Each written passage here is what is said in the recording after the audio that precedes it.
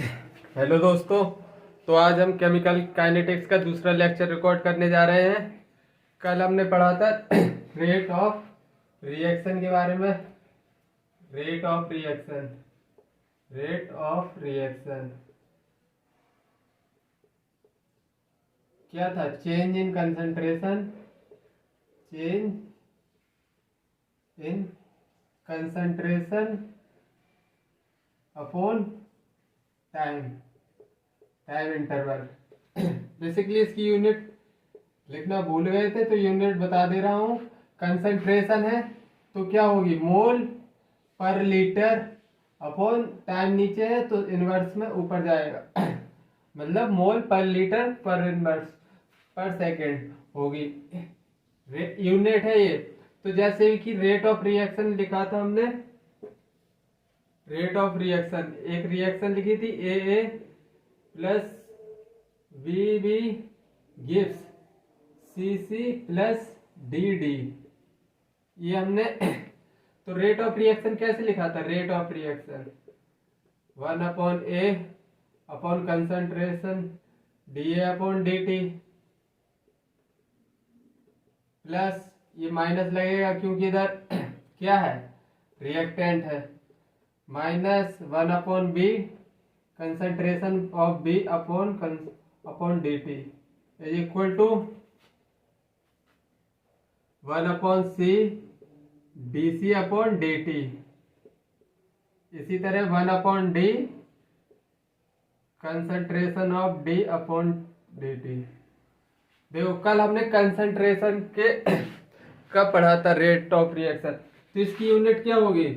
Unit चाहे rate of dissociation ले लो चाहे रेट ऑफ अपीयरेंस, तो यूनिट मोल पर लीटर पर सेकेंड। यहाँ पे सब कंसंट्रेशन थी। अब हम गैसियस रिएक्शन के लिए पढ़ेंगे तो इधर पे प्रेशर आएगा, तो यूनिट कैसे वेरी करेगी ये पता चलेगा तुमको।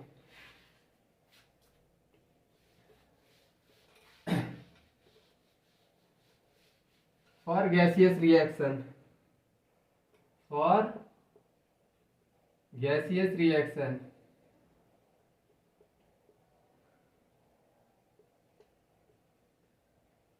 अगर गैसियस रिएक्शन है तो एक इक्वेशन फॉर गैस के लिए एक इक्वेशन होती है PV is equal to nRT, gas के लिए लगती है। तो देखो प्रेशर, वॉल्यूम को मैं नीचे ले जाऊंगा RT, तो फाइनली क्या N/B, ये क्या निकल के आ गया? कंसंट्रेशन। मतलब प्रेशर और कंसंट्रेशन डायरेक्टली प्रोपोर्शनल है at constant temperature. Pressure directly proportional है कंसंट्रेशन की। तो हम गैस के लिए एक रिएक्शन लिख रहे हैं। सपोज दैट ए गैस, अब गैस है ये, कंसंट्रेशन नहीं है। बी गैस प्लस सी गैसियस प्लस डी, ये अब गैसियस रिएक्शन है। तो इसका रेट ऑफ रिएक्शन कैसे लिखेंगे? Rate of reaction simply 1/A, reactant है तो माइनस लगेगा, इतना तो सेम है रहेगा। लेकिन इधर आप क्या लिखेंगे? डी, क्या पहले DC लिखते थे, मतलब कंसंट्रेशन ऑफ ए। अब इस बार लिखेंगे pressure DPA, pressure of A upon dt। बस इतना सा डिफरेंस है। -1/B dPV अपॉन dt, और प्रोडक्ट लिखेंगे तो कैसे? 1/C dPC upon dt is equal to 1/D dPD upon dt। अब यूनिट क्या निकल के आएगी? यूनिट पहले चेंज इन कंसंट्रेशन होता था, अब चेंज इन प्रेशर रहेगा, तो यूनिट क्या बदल जाएगी? यूनिट बदल के क्या हो जाएगी?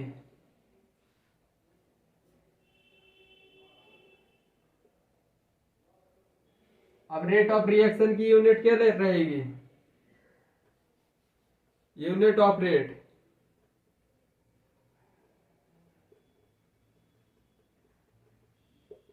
Change in pressure upon time, तो मतलब रहेगा atmosphere pressure upon time, pressure atmosphere पर सेकेंड। अब कंसंट्रेशन नहीं है, फाइनली एटमॉस्फेयर की जगह mm/Hg भी लिख सकते हैं, mm/Hg पर सेकेंड, ये भी लिख सकते हैं, यूनिट ऑफ रेट। अब देखो इस पर मैं एक क्वेश्चन करवाता हूं अच्छा सा।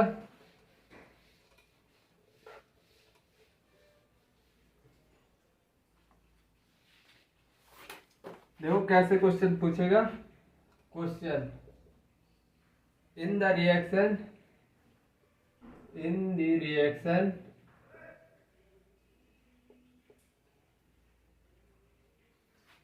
N2 gas plus 3H2 gas gives 2 ammonia gas. If minus dpH2 upon dt is equal to 6 into 10 to power minus 4 atmosphere per second, then the value of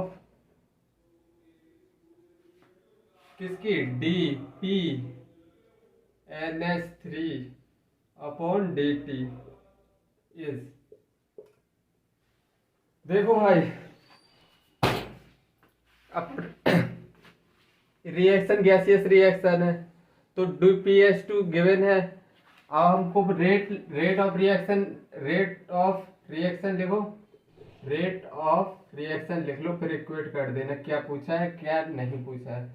तो DNH2 upon DPNH2 upon dt is equal to -1/3 DH2 upon dt dpH2।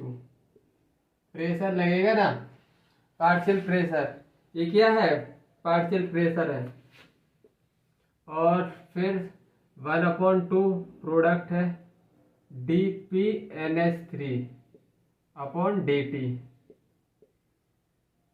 देखो इतना expression लिख लिया rate of reaction. अब पूछा क्या है, then the value of, इसकी वैल्यू पूछी है और DPH2 गिवन है, मतलब कि ये गिवन है। अब फाइनली बस वैल्यू रख दो, इन दोनों के बीच में इक्वेट करना है, मतलब इन दोनों के बीच में। तो क्या लिखेंगे 1/3 माइनस 1/3, इसकी वैल्यू कितनी गिवन है 6 into 10 to power -4 is equal to 1/2 value इसकी पूछी है DPNH3 अपॉन dt, इसकी वैल्यू पूछी है। अब फाइनली कट करो 2 टाइम्स, ये ऊपर जाएगा तो DPNH3 partial pressure of NH3 upon dt कितना आएगा, ये ऊपर जमा दो तो आएगा -4 इंटू 10 टू पावर -4। बस कैलकुलेशन है। तो आई थिंक तुमको समझ आ गया होगा।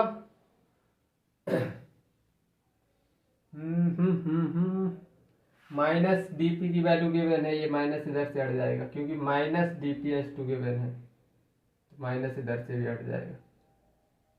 अब चलो दूसरा आगे बढ़ते हैं। अब आगे क्या पढ़ना है हमको, प्रेशर की टर्म में पढ़ लिया है। अगर यूनिट ऑफ रेट, अगर इफ यूनिट ऑफ रेट किस में गिवन है, ग्राम पर लीटर पर सेकेंड, अगर यूनिट इसमें गिवन है तो एक रिएक्शन लिखेंगे A plus B gives C plus D. अगर unit of rate gram per litre पर सेकेंड है तो उसके लिए देखो मैं ड्राइव कर दे रहा हूँ रेट ऑफ रिएक्शन की इक्वेशन, उसी को रख के सीधा आंसर निकालना। वैसे तो ये नीट में नहीं पूछा जाएगा लेकिन में भी पूछा जा सकता है। तो इसको कैसे लिखेंगे? Minus 1 upon rate of reaction 1 upon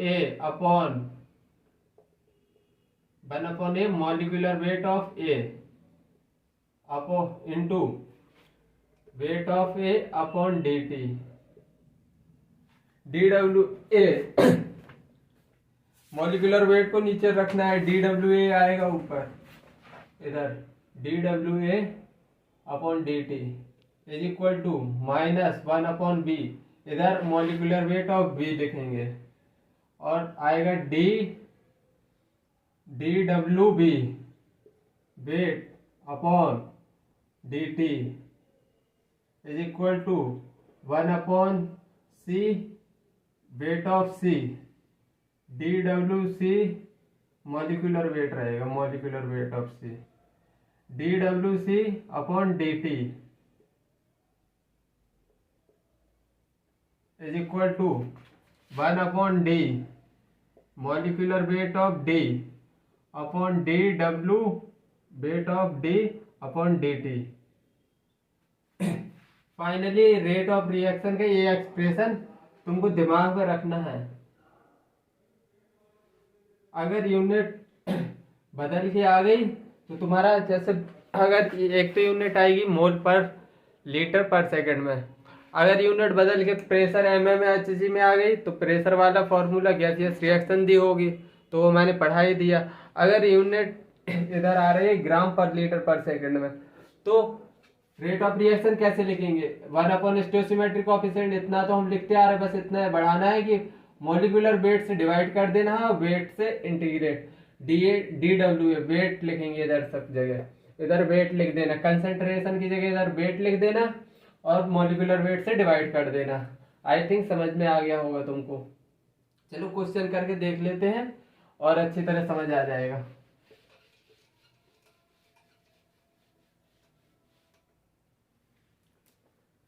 question करके देखते हैं। देखो इसमें ऐसा क्वेश्चन बनेगा, question in the reaction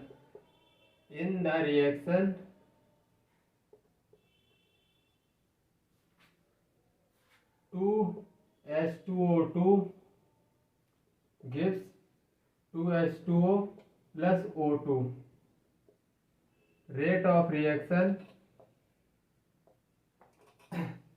rate of dissociation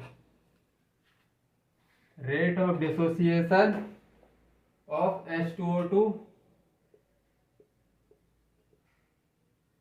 H2O2 is 68 gram per liter per second. Find rate of appearance of O2 in the same reaction.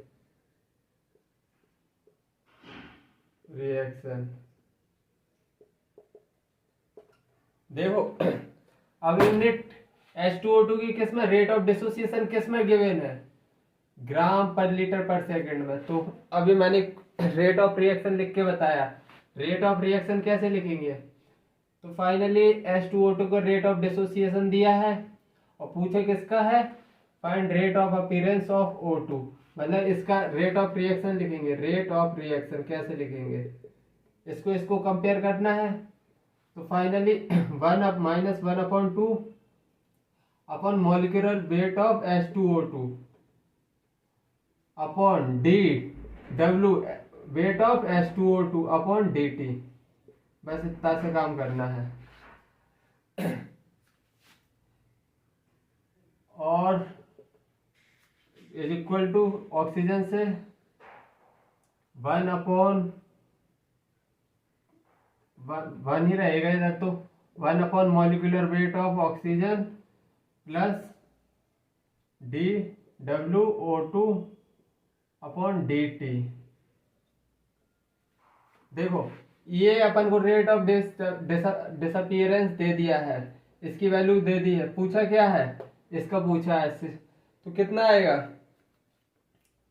इतना ये given कर दिया है हमको, तो लिखो 1/2 मॉलिक्यूलर वेट ऑफ H2O2 कितना होता है, ऑक्सीजन का 32, 2 हाइड्रोजन है मतलब 34 आएगा, 34, 2 इंटू 24 34, और DWA की वैल्यू 68 गिवन है, DWH2O2 upon DT rate of disappearance given है 68 इज इक्वल टू किसके बराबर है, 1 upon molecular weight of oxygen कितना है 32, DW rate of appearance of water पूछा, O2 पूछा है, DWO2 अपॉन DT ये पूछा है हमसे। तो फाइनली 68 से 68 कट गया, DWO2 अपॉन DT कितना निकल के आ गया 32, किस में आएगा, ग्राम पर लीटर पर सेकंड में आंसर। बस इससे ज्यादा नहीं पूछ सकता रेट ऑफ रिएक्शन में, इससे ज्यादा नहीं पूछ सकता, इससे ज्यादा लेवल नहीं बढ़ा सकता नीट में तो कतई नहीं। मैंने खूब आगे तक पढ़ा दिया है। अब चलो अब हम आगे की तरफ बढ़ते हैं। अब हम पढ़ेंगे factor affecting rate of reaction, factor affecting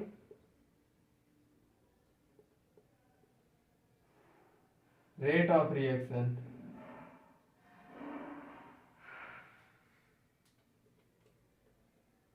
तो पहला आएगा, पहला हम फैक्टर पढ़ते हैं कंसंट्रेशन का, मतलब पहला पढ़ेंगे कंसंट्रेशन।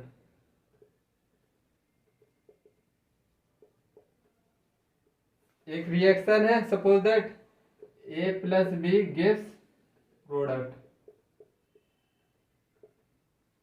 एक कंटेनर है, ए के मॉलिक्यूल 0 से, बी के मॉलिक्यूल ट्रायंगल से।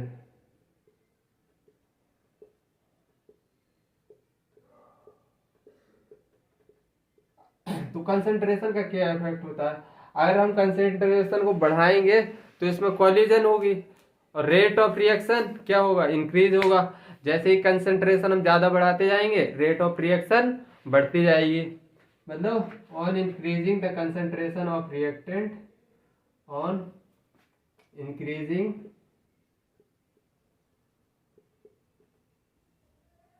The concentration of reactant,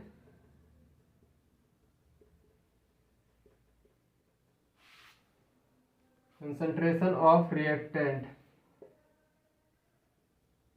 rate of reaction increase, rate of reaction increase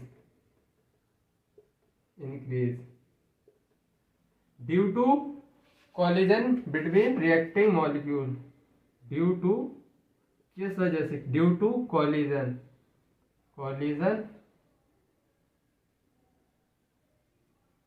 due to collision of reacting, due to collision of reactant species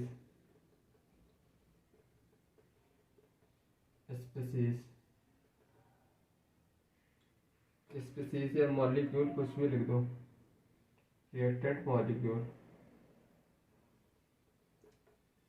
I think ये समझ में आ गया होगा। तो हम चलो आगे बढ़ते हैं। अब हम पढ़ेंगे लॉ ऑफ मास एक्शन। उसमें देखेंगे कि law of mass action, law of mass action ये बेसिकली गुल्डबर और बागे ने दिया था। किसने दिया था, गुल्डबर और बागे। एंड बागे ने बागे। इसमें इस लॉ में क्या समझना था तुमको, बेसिकली एक A plus B gives product, A B B gives product. तो गुल्डबर्ग और बागे ने क्या बोला था कि रेट ऑफ रिएक्शन होगा directly proportional to concentration of reacting species raised to power their stoichiometric coefficient. rate of reaction is directly proportional to concentration of reactant raised to power their stoichiometric coefficient। उसी का stoichiometric coefficient लगा दो। अब अगर हम stoichiometric coefficient हटाएंगे तो इधर आता है रेट कांस्टेंट। चलो रेट कांस्टेंट आगे बढ़ता हूँ। तो मतलब लॉ ऑफ मास एक्शन में पहली बार गोल्डबर्ग और बागे ने ये बताया था कि मतलब रेट ऑफ रिएक्शन और कंसंट्रेशन में रिलेशन, पहली बार एक ऐसा साइंटिस्ट था जिसने बताया था कंसंट्रेशन ऑफ रिएक्टिंग स्पीसीज और रेट में रिलेशन बताया था कि इनमें दोनों में रिलेशन क्या है। पहला साइंटिस्ट यही था, लेकिन अगर इससे पूछा गया कि मतलब ये कैसे आया तो ये नहीं बता पाया था। मतलब ये completely theoretical law of mass action, law of mass action is completely theoretical, is completely theoretical. बस इतना बता के चला गया था, कैसे आया था कैसे नहीं आया था इससे पूछा गया तो इसने नहीं बता पाया था। ये रेट ऑफ रिएक्शन को किससे लिंक करता है, रेट ऑफ रिएक्शन और कंसंट्रेशन के बीच में रिलेशन बताता है। और इसका ड्रॉबैक क्या था, ड्रॉबैक ये हर जगह लगता भी नहीं था। It is not universal.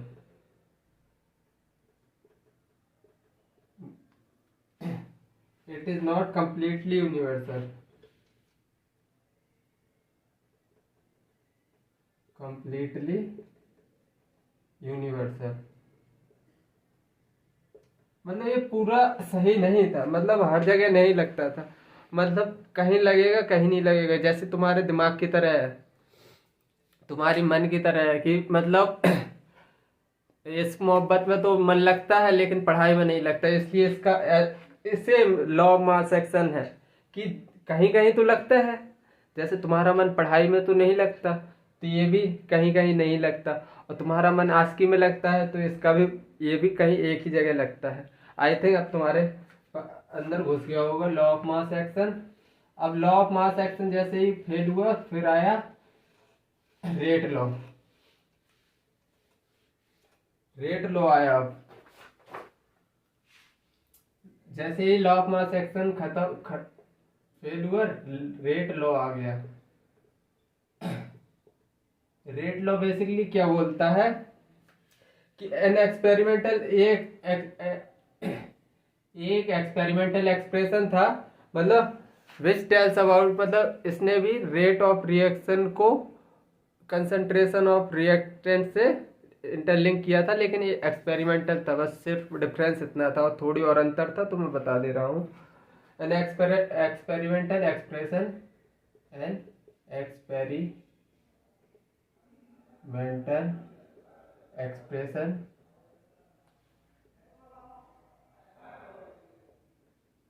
which relate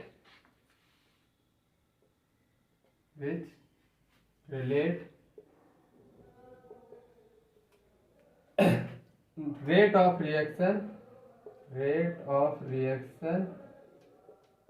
which relate rate of reaction with concentration of reactant, with concentration of reactant।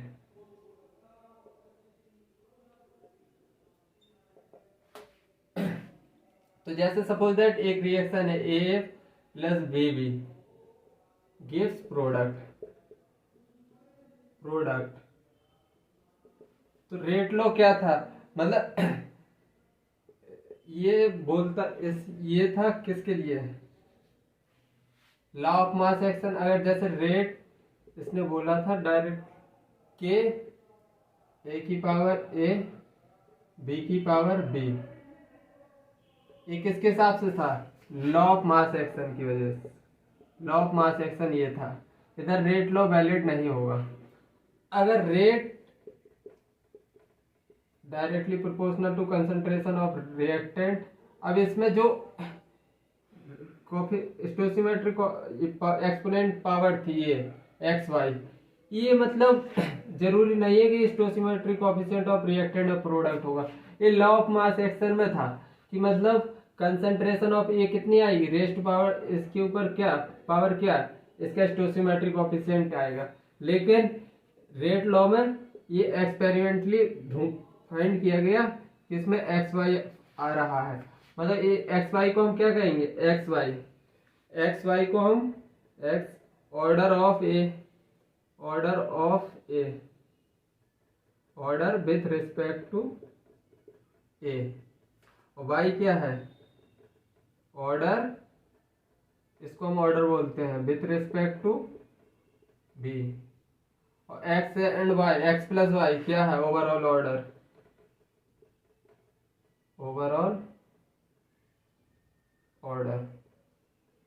ये ओवरऑल ऑर्डर है। तो क्या बोलता है rate law, an experimental expression which relates rate of reaction with concentration of reactant. I think तुमको इतना समझ में आया होगा अभी तक। चलो अब पढ़ते हैं, एक और ऑर्डर पढ़ते हैं।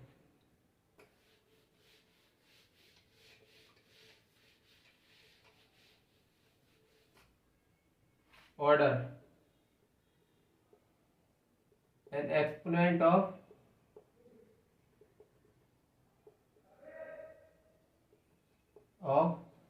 concentration of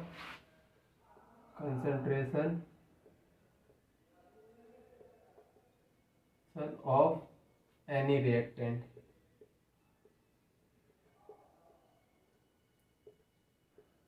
कार्ड ऑर्डर मैंने बता ही दिया था कि ऑर्डर के इट इज मतलब ये एक्सपेरिमेंटल है, it is experimental order experimental है। इट मे बी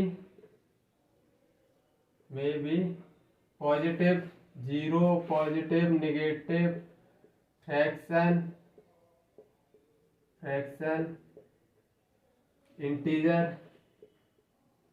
इंटीजर और एनीथिंग, कुछ भी हो सकता है। और ऑर्डर बेसिकली ये स्टोसिमेट्रिक कोएफिशिएंट के बराबर भी हो सकता है और नहीं भी हो सकता है। इट में भी ऑर्डर में भी इक्वल टू स्टोसिमेट्रिक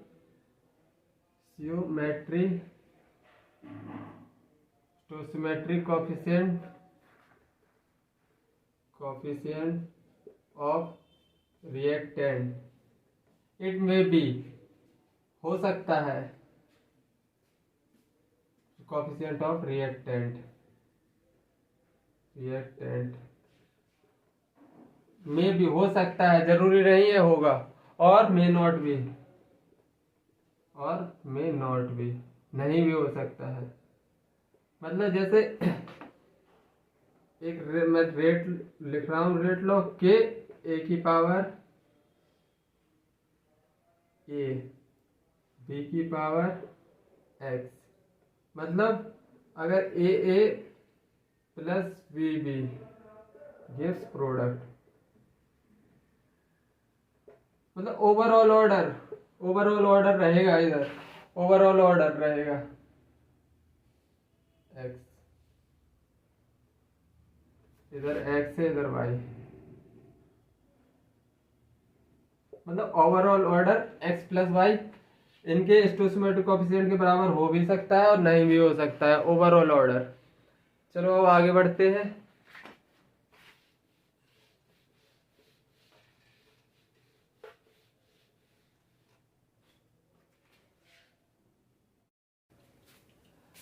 अब हम पढ़ेंगे ऑर्डर बेसिकली करता क्या है।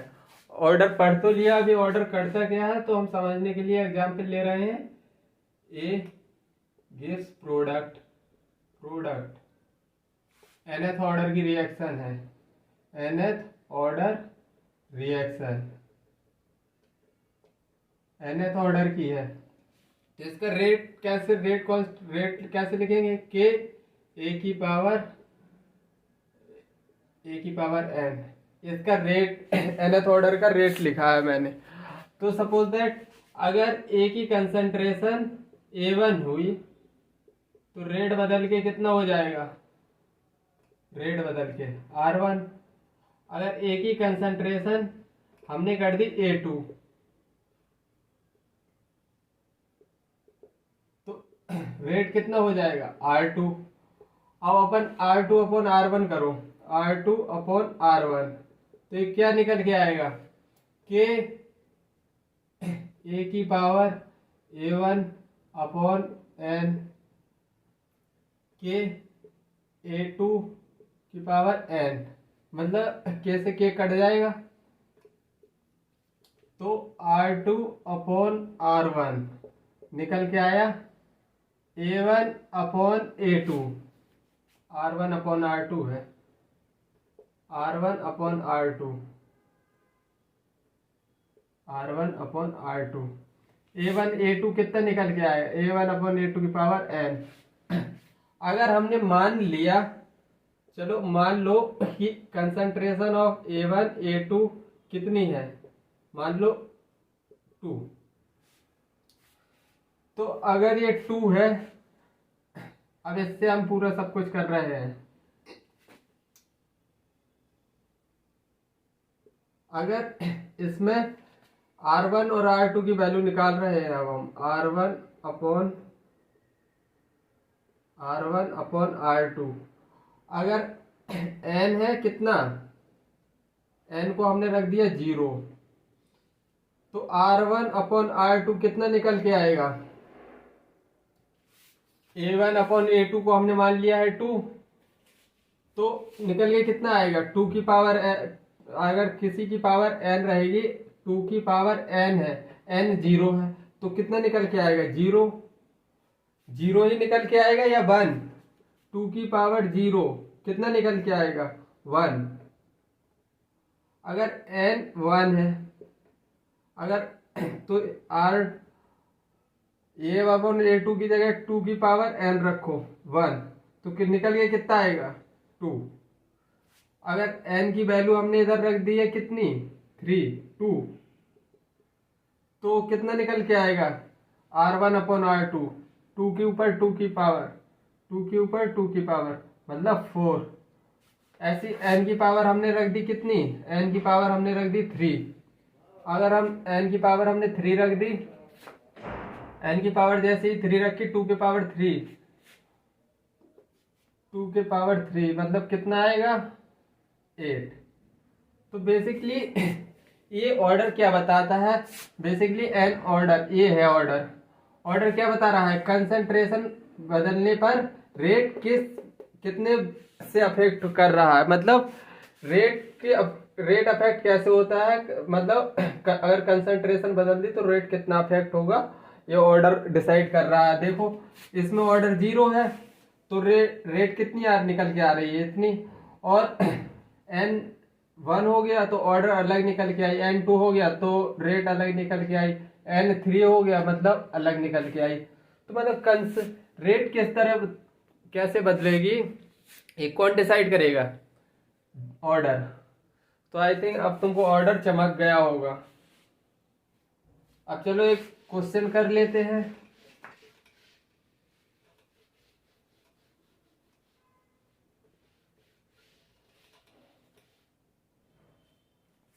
एक क्वेश्चन करते हैं। क्वेश्चन तो स्टेटमेंट 1 क्या है? Order of reaction is an experimental quantity. Order of reaction is an experimental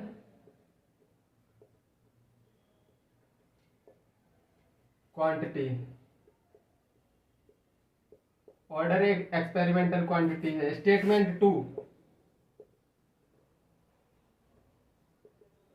statement to क्या है? स्टेटमेंट टू क्या है? Order decide the, order decide the sensitivity of rate, sensitivity of rate on changing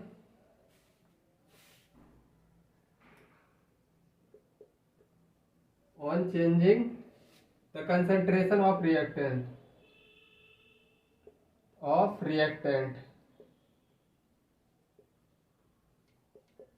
by the known factor, by the known factor। Answer बताओ, comment करो। तो ये बताओ दोनों स्टेटमेंट्स में कौन सा स्टेटमेंट सही है कि कौन सा स्टेटमेंट गलत। Order of reaction is an experimental quantity, ये तो सीधा सीधा सही है, ये एक्सपेरिमेंटल है। Order decide the sensitivity of rate, मैंने अभी क्या बताया था, रेट बदल रहा था on changing the concentration of reactant, reactant हमने कितना चेंज कर दिया था, 2 मान लिया था। बाय द नोन फैक्टर, 2 से हमने चेंज कर दिया था, A2/A1 कितना कर दिया था, 2 कर दिया था हमने। Order decide the sensitivity of rate, मतलब और रेट चेंज हो रहा था बार बार, अगर n की वैल्यू हम 1 रख रहे थे, 2 रख रहे थे, मतलब ये भी स्टेटमेंट क्या है, सही है। ये दोनों स्टेटमेंट सही हो गए। अब चलो आगे बढ़ते हैं।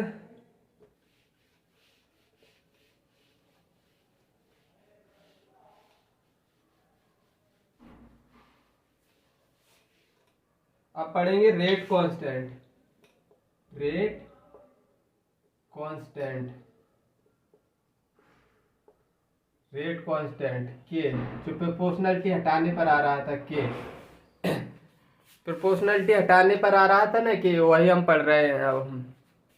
के rate constant, it is proportionality constant, proportionality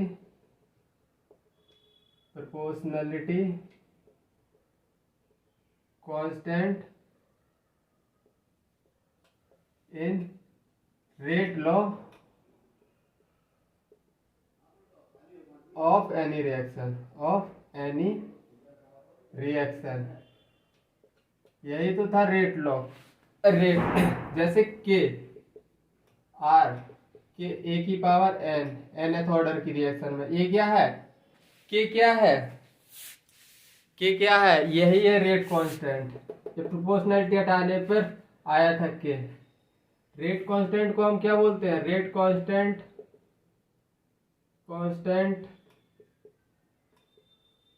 also called velocity constant,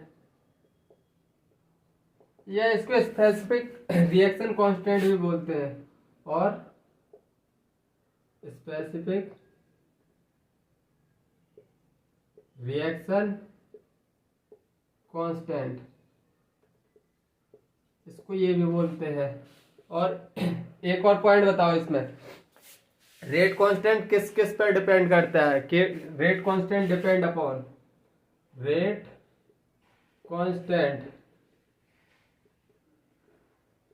depend upon 2 factor पे डिपेंड करता है। पहला है टेम्परेचर, पहला तो ये टेम्परेचर पे डिपेंड करता है। दूसरा नेचर ऑफ रिएक्शन, पे डिपेंड करता है। इतना तुमको समझ में आ गया होगा। अब चलो रेट कांस्टेंट की यूनिट और देख लेते हैं।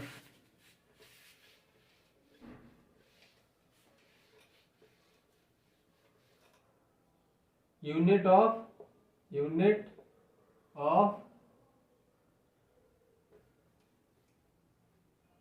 ऑफ रेट कांस्टेंट,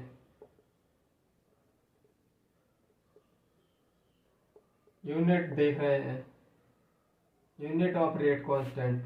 तो क्या था, आर के ए की पावर एन। तो फाइनली के को हम क्या लिख सकते हैं, आर ए की पावर एन। हाँ, तो बेसिकली के बराबर रेट ऑफ रिएक्शन की यूनिट क्या होती है, मोल पर लीटर अपॉन टाइम। मोल पर litre upon time second inverse upon concentration की यूनिट क्या होती है, मोल पर लीटर। मोल पर लीटर, ये एन है, nth ऑर्डर के लिए है। तो अब के की यूनिट क्या निकलेगी, के की यूनिट मोल की पावर एन है, ऊपर जाएगा, ऊपर भी एक मोल है तो इधर से निकल के आएगा mole 1 minus N litre, litre N minus 1 second inverse.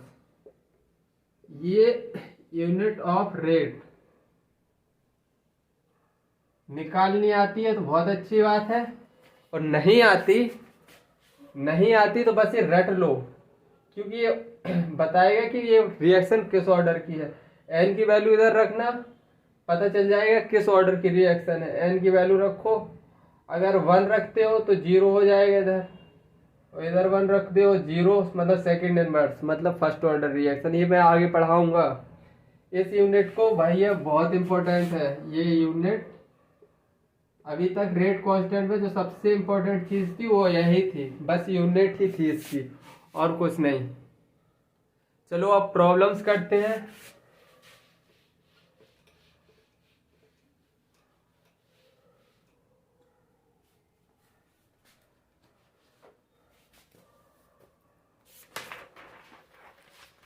Problems में ऑर्डर रिलेटेड प्रॉब्लम करेंगे पहले। Type one order related problem. अब थोड़ी प्रॉब्लम ही प्रॉब्लम चलेगी। Order related problem, order related problem में पहली रहेगी type one rate law based problem. Rate law based problem.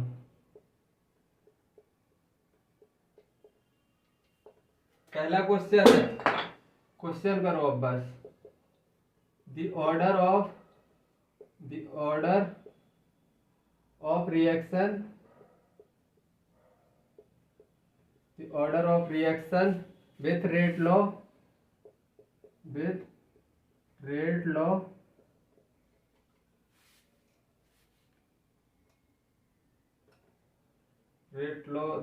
दिया है ए की पावर 1.5, बी की पावर -1 इज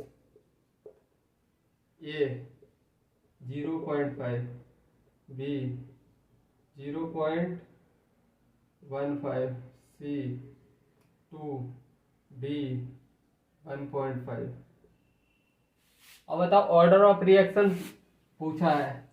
ऑर्डर बेसिकली क्या होता है, यही तो सब ऑर्डर होते हैं। ऑर्डर पूछा है, ऑर्डर यही तो ऑर्डर है सब। जो पावर एक्सपोनेंशियल पावर है वही ऑर्डर है। 1.1 प्लस -1 कितना आया है, 0.5। यही तो आंसर है, ए ऑप्शन। अभी हल्के हल्के सवाल करवा रहा हूँ, क्योंकि इस लेक्चर का ड्यूरेशन ज़्यादा बड़ा ना हो जाए, इसलिए आज थोड़ी थ्योरी ज़्यादा हो गई, एब्जॉर्व कर लो, इसलिए छोटे छोटे से क्वेश्चन करवा दे रहा हूँ। कल लेक्चर स्टार्ट करते ही अच्छे अच्छे न्यूमेरिकल करवाऊंगा। Question, rate law of reaction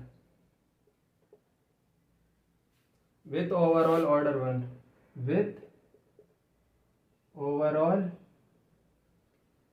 order 1।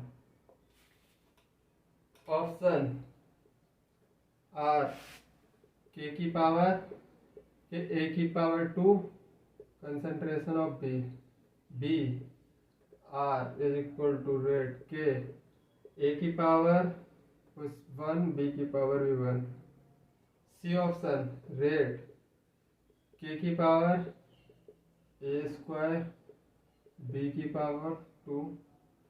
D option rate के की पावर ए की स्क्वायर बी की पावर -1।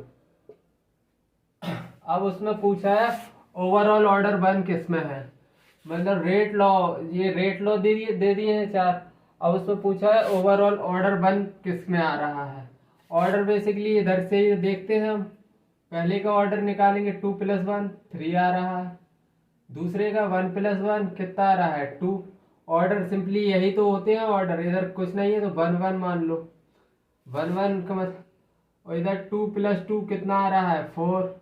इधर देखो 2 - 1 कितना आ रहा है 1, मतलब डी ऑप्शन राइट है। आई थिंक तुमको समझ में आ रहा होगा। चलो और क्वेश्चन करते हैं थोड़ी।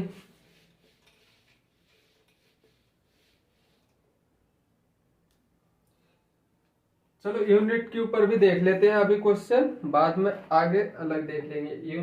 टाइप 2 कर लो, टाइप 2 भी करते जाओ आज, क्योंकि यूनिट अभी पड़ी है। Type 2 unit of rate constant, rate constant based problem, based problem.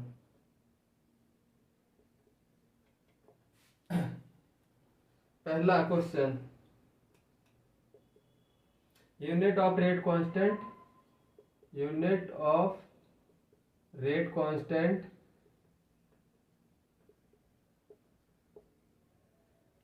of a reaction is, of a reaction is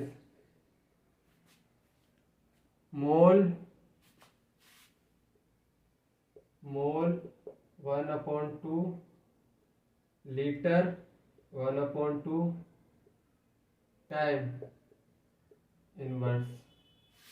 The order of reaction is, the order of reaction is, order of reaction बताओ। पहला option 1/2, B option 3/2, C option 3 - 3/2, D option 1। Order of reaction पूछा है, देखो ये दे दिया है। अब order of reaction बताओ। तो हमने के की यूनिट क्या पढ़ी थी, मोल 1 - n litre n-1 second inverse.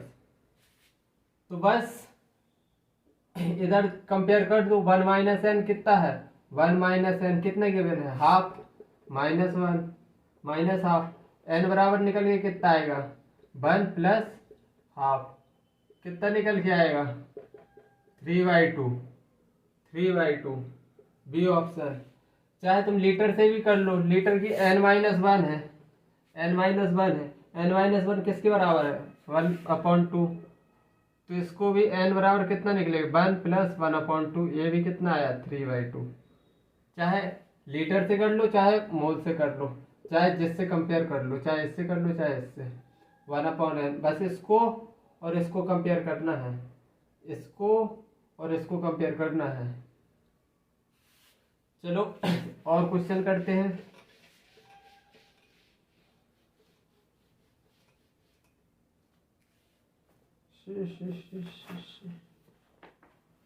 Order of reaction 1997 में आया हुआ क्वेश्चन है। Question, the order of reaction whose unit, the order of reaction, the order of reaction, order of reaction whose unit of rate constant, whose unit of rate constant constant is same as unit of rate